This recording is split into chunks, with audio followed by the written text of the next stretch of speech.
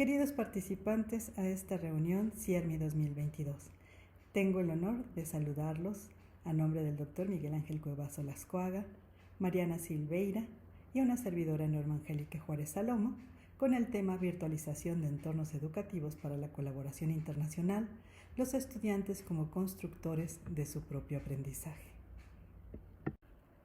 Como es bien sabido, en el año 2020, la educación prácticamente se dio de forma multimodal y especialmente mediatizada por las tecnologías. Lejos estábamos de imaginar que una situación así podía presentarse, sin embargo, fue el único recurso para poder impartir clases.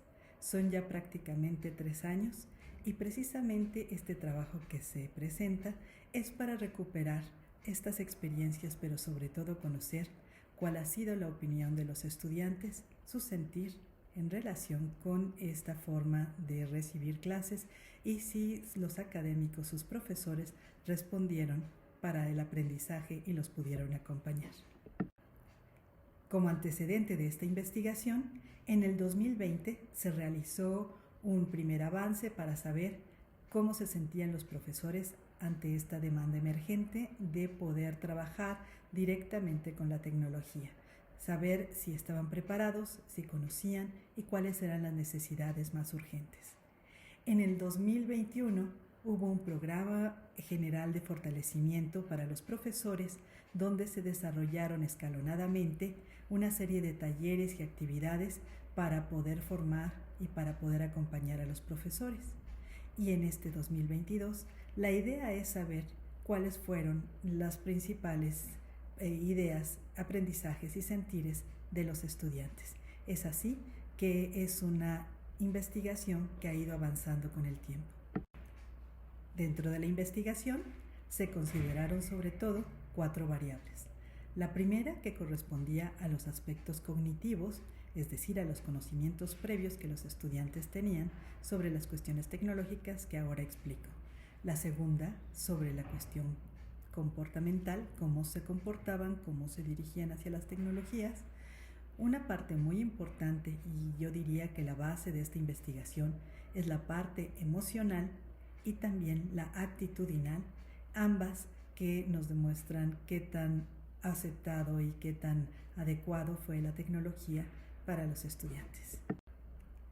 Sobre el primer aspecto, el aspecto cognitivo, la idea fue considerar los conocimientos previos sobre el manejo de tecnologías de los estudiantes, sobre todo con fines educativos, así como las nociones para acceder, preparar, presentar trabajos, investigar o realizar presentaciones incluyendo materiales multimedia, saber trabajar con diversos entornos virtuales como plataformas, aplicaciones, reservorios, entre otros aspectos.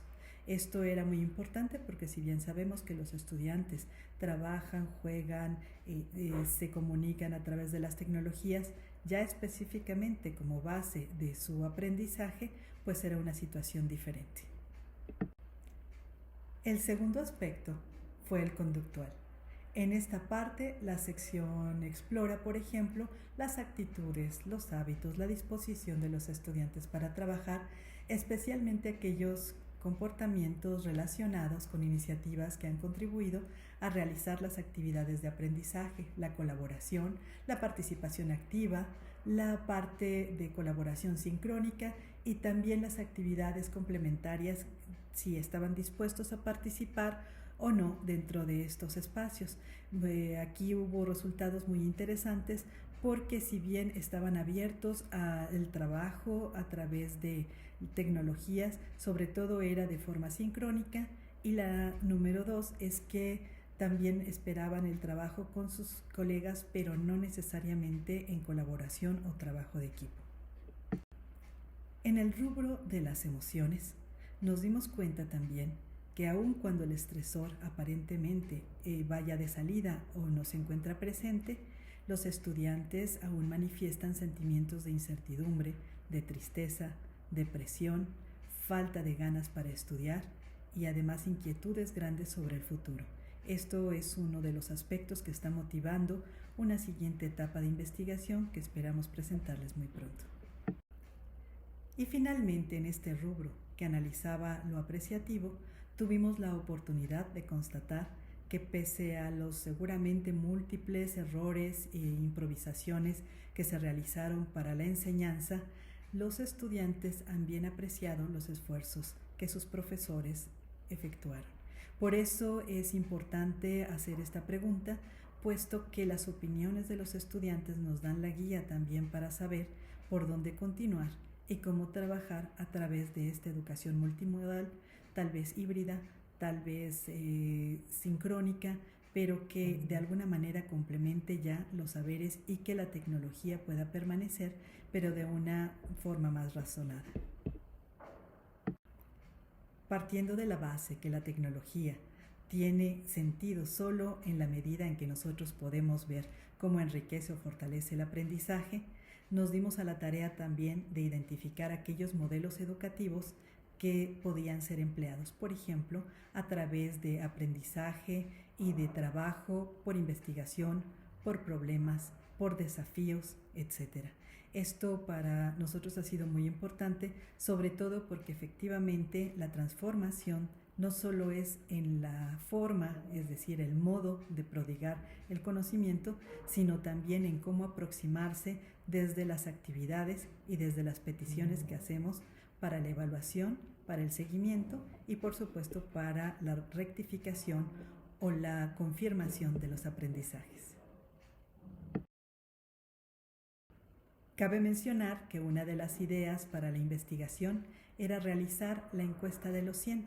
Sin embargo, como las tecnologías, y nosotros decimos, no tienen palabras de honor, cuando lanzamos esta convocatoria para que pudieran participar al menos 100 estudiantes de Latinoamérica, en unas cuantas horas ya teníamos casi 150.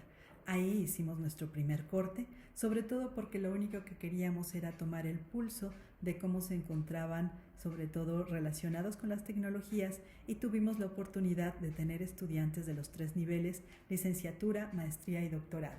Como ustedes ven, pues la gran mayoría fueron de licenciatura y todos ellos contestaron con mucho ánimo y eso nos da también un indicio del interés que esto despierta. Cada uno de los aspectos mencionados motivaron una batería extensa de preguntas. Sin embargo, por cuestiones de tiempo, aquí solo vamos a compartir algunas para la reflexión. La primera, en este caso, sería si las plataformas, las aplicaciones y los programas empleados fueron de su interés y si los motivaron para el aprendizaje. Como vemos, casi el 75% contestó afirmativamente, sin embargo, tenemos un 25% que manifiesta que no fue de su agrado o que no los motivaron. Esto resulta interesante. Un punto importante fue saber desde dónde y cómo establecían comunicación a través de Internet. El lugar favorito para establecer contacto era sobre todo su habitación o algún espacio de la casa que no necesariamente estaba adaptado para poder realizar un buen estudio. Y además también, sobre todo, los estudiantes se comunican a través de su celular. Y tenemos que darnos cuenta que muchos de los recursos no necesariamente son amigables para establecer contacto por este medio, ya sea por su diseño o por algunas aplicaciones que no funcionan.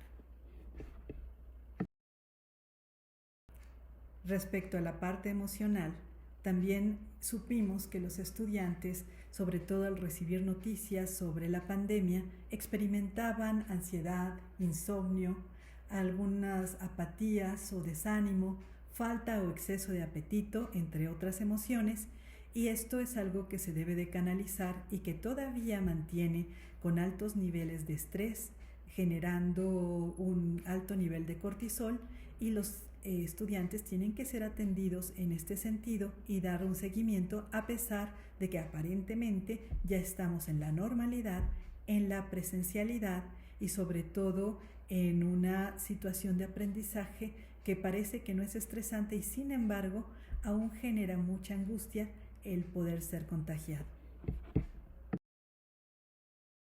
Entre las preguntas que más llamaron la atención fue aquella de cómo se sintieron acompañados por los profesores, pero también qué apreciaban de los recursos utilizados. Muchos de ellos referían, sobre todo la gran mayoría refería que sí sentía un aprecio por todos los esfuerzos que habían realizado sus profesores, que también les gustaba la parte de flexibilidad de horarios, de las actividades múltiples que podían desarrollar y las búsquedas en un recurso que cada vez más manejan. Y es como muy interesante saber que esta es parte de una forma de utilizar la tecnología ya con mayor familiarización. Y finalmente, en cuanto a la pregunta de si se sentían preparados, curiosamente, casi la mitad de los estudiantes contestó que no. Entonces, bueno, para nosotros esto es también un referente importante, sabiendo que aún tenemos que hacer mucho trabajo para acompañar a los estudiantes y que se sientan cada vez más seguros en estos medios. Luego de analizar las respuestas que hemos tenido a lo largo de este tiempo con los cuestionarios y con las entrevistas diversas que se han realizado a los actores involucrados, nos damos cuenta que aún entre lo deseable y lo posible hay una distancia, y lo que queremos es acortar esa brecha y además darle mayor sentido, sin perder la parte humana, sin perder la parte de contacto, pero sobre todo atendiendo a necesidades con modalidades educativas mucho más adecuadas y sobre todo aprovechando todos esos recursos que los estudiantes reconocen como positivo. Creo que esto es una de las principales labores y aportaciones de este tipo de investigación, y sobre todo que nos permitan en un futuro construir alternativas para atender todas estas necesidades emergentes. Luego del análisis de estas tecnologías, sobre todo después de un evento con la pandemia, nos damos cuenta que es importante adelantarnos a los procesos. Seguramente, por lógica de la vida, vamos a enfrentar otros desafíos y tenemos que estar preparados. Esta parte de la tecnología es nuestro presente, así como en su momento se inventó la luz, el auto, los aviones.